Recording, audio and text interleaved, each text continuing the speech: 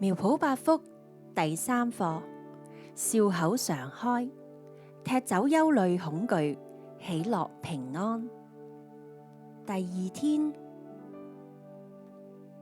約翰福音14章27節：我留下平安給你們，我將我的平安賜給你們。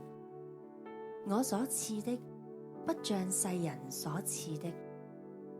你們心裡不要憂愁，也不要膽怯。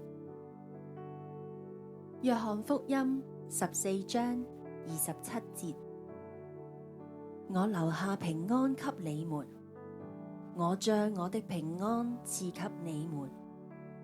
我所賜的，不像世人所賜的。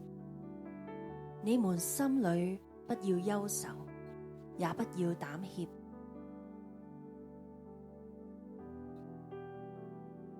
親愛的主耶穌，我讚美你，感謝你留下了平安給我。你賜給我的是真平安，是超越環境的。